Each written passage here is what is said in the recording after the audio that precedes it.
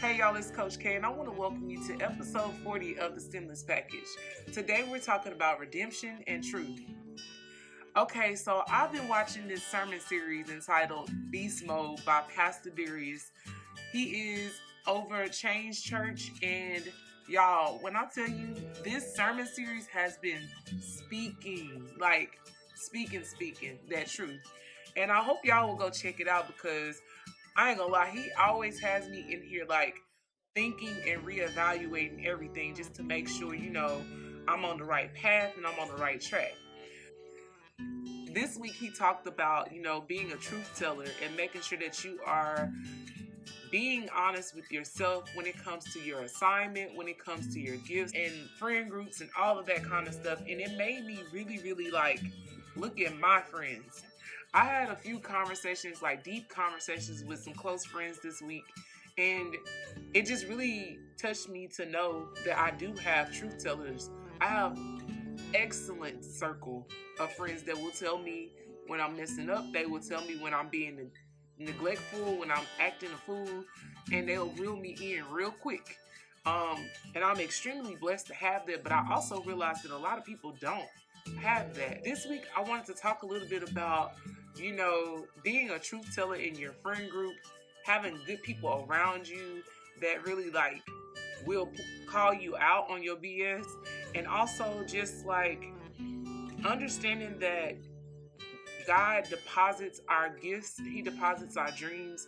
So it's important that we filter our desires through truth so that we're able to make sure that that thing is pre-approved by God. And I think it ultimately starts with, understanding that you're a child of God and that requires you to hold yourself to a higher standard. That's number one. The next thing that it requires of you is for you to be bold enough and honest enough with yourself to acknowledge what you need and acknowledge where you are in life and understand that everyone can't come with you on that journey. And then the next thing you must acknowledge is that you have to evaluate yourself and the people around you often, because with every season, every circumstance, people change, things shift, mindsets change, and you have to be mindful of the people that you have around you and who you're planted with, because some of them may be offering you nutrients and then some of them may be weeds that need to be pulled. So this week, I just want you to understand the importance of being a truth teller and being honest with yourself and others. It's meant for us to grow. It's meant for us to, ultimately develop in a way that will help us to fulfill God's mission for our life. But I think a lot of times we get sidetracked, we get distracted, we get frustrated with what we're doing because we're not in the proper place and we don't have the proper support system around us. Telling the truth and being told the truth does not always feel good. Sometimes you be like, bro, I know you don't mean any harm, but dang, it still hurts me to hear it. You know what I'm saying? But I want y'all to understand that when God reveals that truth to you, His ultimate intention is to help you grow, is to stress you, is to make you become a better, refined version of yourself.